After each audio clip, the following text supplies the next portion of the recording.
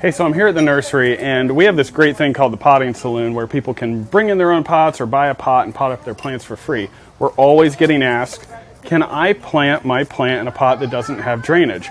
And I wanted to just go through this very quickly. Now, this video has been done by many different creators on TikTok about the soil mechanics and the movement of water through the pot and why having a pot that doesn't drain doesn't work very well for plants.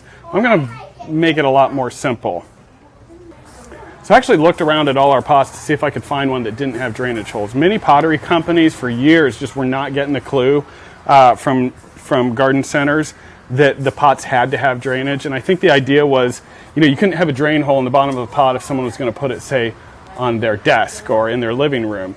Well, a lot of the modern pots have these really great plugs that go in and kind of give you options. And then even better than that are plants with saucers.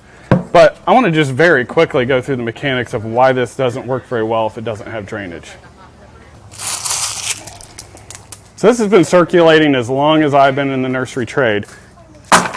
Gravel in the bottom of your pot. Well, let's just go ahead and do it. So I went ahead and plugged this up. Let's just pretend this doesn't have a drain hole. Let's put that gravel in there. Now, we'd be putting soil on top of that. I'm not even going to bother. Let's just say this is full of soil. Now I'm going to plant this thing up. It's time to water.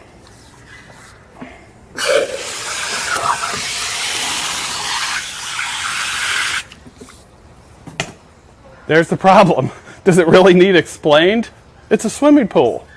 So at the end of the day, pick a pot that has a nice drain hole. Now, if you absolutely have to use that pot that does not have a drain hole in it because it was grandma's and you love it so much, just be really careful. Just water your plant very sparingly and never leave it outside. If this was to sit outside, say, in a rainstorm and you had this on your patio, that thing would just fill up with water. It would be so hard for the plant to use all of that water. And this is what contributes to root rot and decline and all of those things. An underwatered plant is almost always in a better state than an overwatered plant. Overwatered plants, the damage to them is very hard to turn around. So having a well-drained pot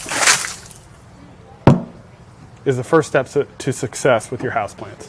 One thing you can do if you really love that pot and you can't drill a hole in the bottom or it just doesn't have a drain hole, you can always use a plastic nursery container that fits down in that pot. And just make sure that you lift your plant out, water it, let it drain out before you put it back in that pot.